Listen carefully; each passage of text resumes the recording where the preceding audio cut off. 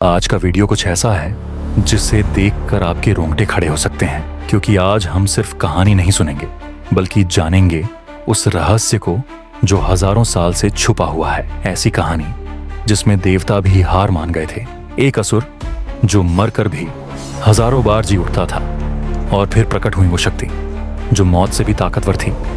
कहां से आई ये असुर? देवताओं से इनकी दुश्मनी क्यों हुई? और बुरे होने के बावजूद इन्हें वरदान कैसे मिल जाते थे? ये सिर्फ पौराणिक कथा नहीं, ये हमारे भीतर छुपे घमंड, डर और लालच की भी कहानी है। तो चलिए आज इस रहस्य का पर्दा उठाते हैं। मैं हूं तिलक और स्वागत है आपका तिलक सेज पर। यहां हम सिर्फ बातें नहीं करते बल्कि आपके सोचने का नजरिया बदलते हैं, ताकि इतिहास सिर्फ कहानी बनकर न रह जाए बल्कि हमें आज भी कुछ सिखा सके। अगर आप भी मेरी तरह पुरानी कहानियों के पीछे छुपे सच को जानना चाहते हैं तो चैनल को जरूर सब्सक्राइब करें। अब बिना देर किए चलिए शुरुआत करते हैं। बहुत बहुत समय पहले, जब न तो आज की तरह बिजली थी, न मोबाइल, न इंटरनेट, सिर्फ घना जंगल, ऊंचे ऊंचे पहाड़, गहरी नदियां और एक रहस्यमय सन्नाटा था, तब इस धरती पर दो शक्तिशाली कुल बसते थे। एक थे देवता जिन्हें सबने पूजा, आकाश में जिनका वास था, जिनके पास तेज प्रकाश की शक्ति थी, और दूसरे थे असुर जिनका जन्म भी ईश्वर की ही रचना से हुआ था, पर जो अंधेरे, शक्ति और जिद्दी अहंकार के प्रतीक माने जाते थे। पर सुनने में जितना सीधा लगता है, असल में उतनी ही रहस्यमय थी इनकी कहानी, क्योंकि असुर भी शुरू में बुरे नहीं थे। असल में असुरों के पूर्वज कश्यप मुनि और उनकी पत्नी दिति से उत्पन्न हुए थे, और देवताओं के पूर्वज भी कश्यप मुनि और उनकी दूसरी पत्नी अदिति से जन्मे थे। यानी सोचो, असुर और देवता दोनों सौतेले भाई थे, एक ही पिता की संतान, पर अलग अलग माताओं से। शुरू में दोनों में इतनी कड़वाहट नहीं थी, पर वक्त बीतने के साथ और खासकर शक्ति के लालच ने असुरों को घमंडी और क्रूर बना दिया। असुरों को लगता था कि देवता सारा स्वर्ग और सुख अकेले क्यों भोगें, हम भी तो उसी कुल के हैं। इसी अहंकार ने असुरों और देवताओं के बीच हजारों साल पुरानी दुश्मनी की नींव रखी। अब ये मत समझना कि असुर कोई भूरे रंग की डरावनी चीज थे।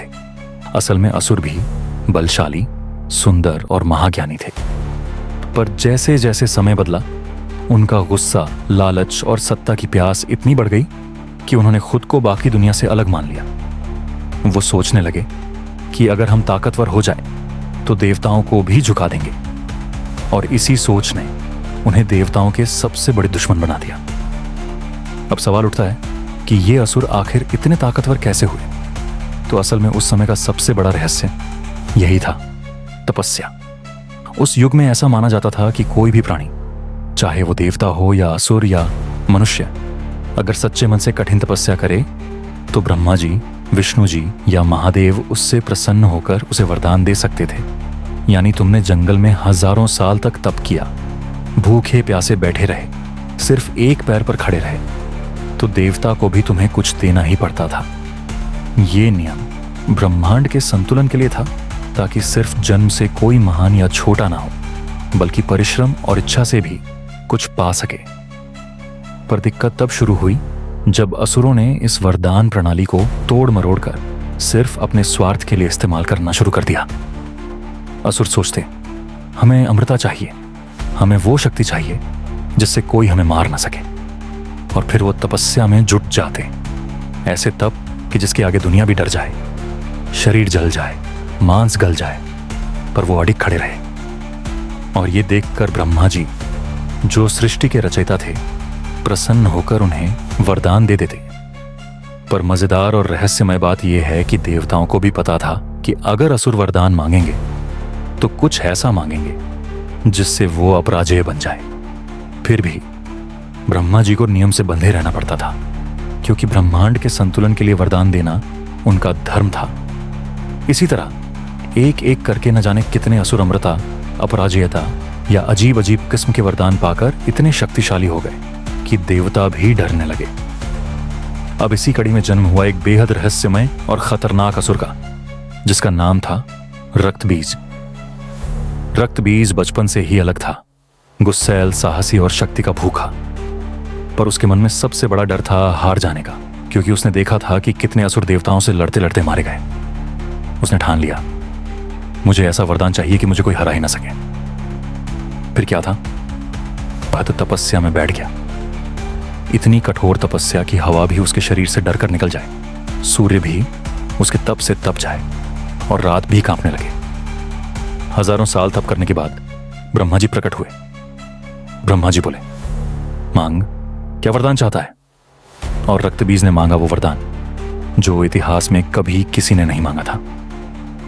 हे ब्रह्मा, मुझे वर दो कि अगर युद्ध में मेरे शरीर से खून की एक भी बूंद धरती पर गिरे तो उसी पल उतने ही शक्तिशाली और बिल्कुल मेरे जैसे असुर जन्म लें।